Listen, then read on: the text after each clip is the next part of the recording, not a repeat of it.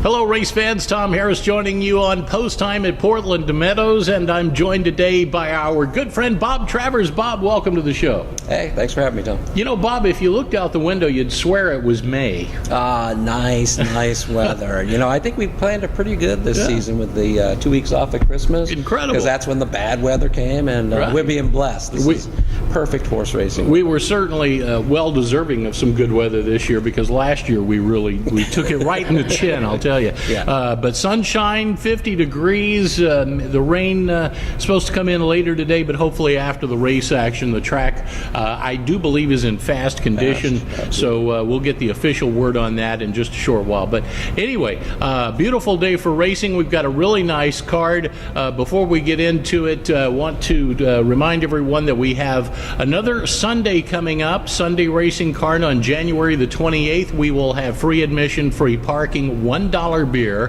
$1 soft drinks, $1 programs, and the $10 free play. How does that work, Bob? Actually, if you come down, you got to be a new rewards member. You come on down, set up your rewards account with us, and we'll give you the free play. Outstanding. That's $10. $10 free. All you got to do is sign up. Absolutely. Can't beat that. That's a great deal. Yeah, we've got three good races we want to talk about. Well, we got a good card, but we got three races that we want to talk about. The 6th, 7th, and 8th races today. You've got some real study time into this 6th race today. Let's get right to it. These are maiden optional claimers, and they're going to go 5.5 furlongs. We got a couple of first-time starters in this race, half dozen, but this one, I found to be a little bit of a head scratcher. Yeah, it's a short field. We know. I haven't seen any scratches, but it's a short field. There's the obvious, but for some reason I'm looking at this race and I'm scratching my head. I'm trying to think, okay, who can beat these obvious guys? How can we get a price out of this? And for some reason this 3 horse just keeps on saying, yeah, but what about the 3, Bob? What about the 3? And I don't know, handicappers out there, sometimes you just get that gut intuition. It doesn't make sense, but you just go for it and it comes up. So I'm putting the 3 on top, 5-1 morning line. Hopefully I get a better price than that. 3, 4, 2, 5 is how I see that. I have that gut intuition that doesn't make sense quite often. Well, yeah, we're going to lose that. More. We know in this game we're going to lose it more than we win it. That's right? true. Yeah, we know that. I'm going to lean to the chalk in this race. Whistling Laddie. This is your 7-5 choice horse that on paper deserves to be the favorite. Been in stakes company already. A couple of good efforts. So you got Kevin Orozco. Neil Knapp is the trainer. Opens up at 7-5 on the morning line. So I guess I got to give the nod there, but playing to your point, this is one of those kind of races that anything can happen. I got 3 first-time starters. Come on, people. Right. Exactly. And that's where the contention was going. And I like your 4. He's my obvious first choice. I'm sure he'll be the favorite. But let's face it, what's up with this guy? He hasn't pulled it off yet. So. Well, and it goes back to that old saying I like to use once in a while. Sometimes the form that you don't know is better than the form that you do know. And when you're talking about first-time starters, I threw Postmark, the 5-horse, into the mix here. This is a horse owned and trained by Gilbert Daniels. You get top rider Jose Zanino to do the guiding. This horse does have good workouts coming into this race in a variety of circumstances, sloppy track, fast track.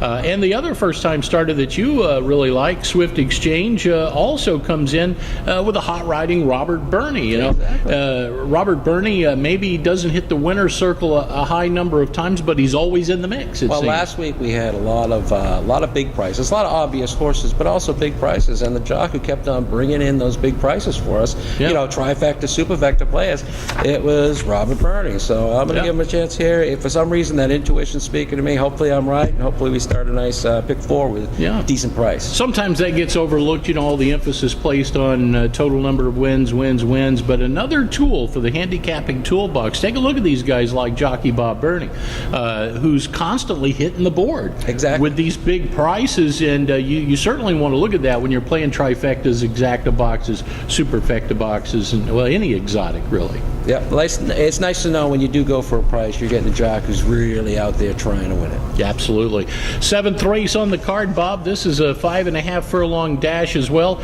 It is the Emerald Downs Day Purse, and we want to welcome all our friends joining us for Emerald Downs Day at the races. A little bit later in the year, we're going to have a Portland Meadows Day at Emerald Downs. really? So yeah, so Okay, you got to cool. make sure you make that. I will be there. And bring if our. you'll have me. You know, Yeah, I don't know. absolutely, Sometimes we'll have you. Sometimes my reputation precedes myself. You know. Well, and our good friend behind the camera here, Bobby Baldwin, we want him up there as well. He's the glue, you know. Always making us look good, right? Makes this whole thing happen, you know.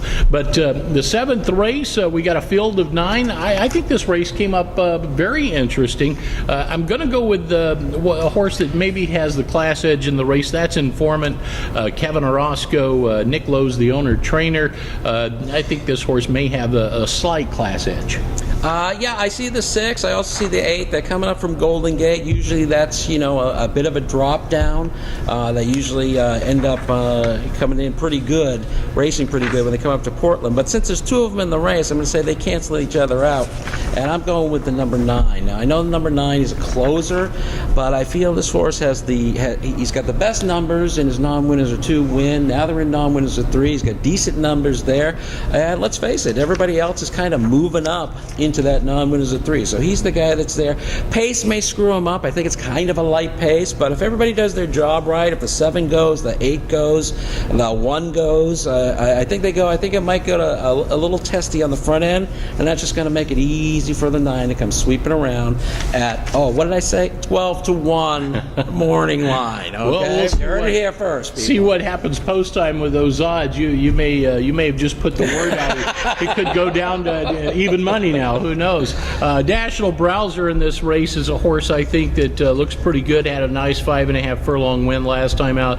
The horse you mentioned, one of the horses you mentioned, Blushing Man, is another one of those Golden Gate arrivals that you can seemingly never discount those. Absolutely. And a horse that I really like, I think, on the really now racehorse is Gunny, the 5-year-old mare looking to make it 3 straight. Now, I acknowledge the fact that she just broke maiden 2 races ago, but she came right back to winning on winners of 2, and she's 2 for 2 here so far. You know, at 6-1, do not leave this horse off of your ticket, especially your pick 4s, pick 3s. One thing I look for in championship horses, okay, when you get to the big leagues, championship horses, I always look for horses that broke their maiden well, and then what's the hardest thing? Meeting winners for the first time. They come back and they win. Yeah. That always shows a class horse right there. So could it be 3 today? Absolutely. And at 6-1, you're getting a price. Make sure you got this horse on there too. All right. The 8th race on the day is another good race, and in this one, Bob, I'm going with Mitch and Johnny, but I think this is a real slugfest, at least between Mitch and Johnny, Member State, but I think there's several other, the other 3, I don't think you discount them either. Salty Minnow, very capable, rocking at the bar, going to be a long shot with Brookdale as well, but Mitch and Johnny, my top pick in the race, has been right there in the last 2 starts here at Portland Meadows. Member State, another one of those that we were just talking about, had a big maiden victory, now coming up against winners, so that's a whole different ball game.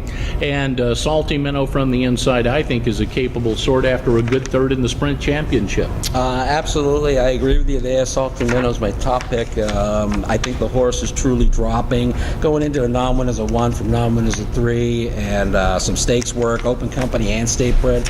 Absolutely, I think 1 gets it, and as long as it doesn't get sucked into the pace. I think the pace could be a little fast. If it drops back a little bit, let somebody else take the lead, just hang off them. Better shot than going out front. Horse goes out front, make it costing it.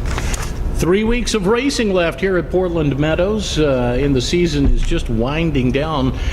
We've got some big races coming up. The Gary Chumbley Handicap will be next Monday, 1 week from today. That's a 350-yard dash, $12,000 purse for that one. Then, of course, we've got some big racing on Sunday, January the 28th. We got the Portland Mile, $25,000 added in the Portland Mile. It is the premier race of the season. You've got the Revolution Slew starter handicap going that day, the Milan starter handicap, the Columbia River Stakes that day as well, and the Donna Jensen Memorial. What a spectacular program that's going to be on that Sunday. Absolutely, and I think it's a dollar day too, right? We talked about that. Yes, Dollar that's day. right. So you got your grandstand specials as well. There's absolutely no reason. I would say I call that an instant horse player holiday. Whatever Yeah. you're doing, Yeah. realize, hey, it's dollar day down at the track. We've got a slew of stakes races, some great horse races. So make sure you come out for that day. Last Sunday. It's certainly a day you don't want to miss. I got a quick little story I got to share quickly. I was on my way in from Eastern Washington last night, stopped to get some gas. I usually stop in Boardman, Oregon. It's kind of the halfway point. And alongside me at the gas pumps comes this trailer, this horse trailer. And it just so happens that it was Volt, who is in the first race today, and Preachin' Lady Star. We were on the same travel course getting down here to Portland, so I can just about verify that they're here today. Unless something happened between Boardman and here. And that's something, obviously, we're horse country up here, a lot of farms. When you get out of the town here, if I'm going to Salem and stuff like that, and you do see a horse trailer, six or eight horse trailer, and you always wonder, where are they going, man? What track are they going? There's good odds that they're headed right here if it's during the winter time. True In that case, so real quick, we don't talk football very often, but boy, what a finish in the Saints game yesterday. The Minnesota Vikings pull it out in the final 9 seconds of the game in triple coverage. Pass receiver Diggs comes down with the ball, runs it in another 30 or so yards for the touchdown to win the game. I had to throw that out because it was one of the most amazing finishes in a playoff game I think I've ever seen. I didn't actually see the game. So you got to watch the highlights. So I'll try and get some highlights on that. All right. Bob Travers is our track handicapper here at Portland Meadows. Be sure to stop by, pick up his copy of the Bob Handicaps, and we'll have race day action straight ahead.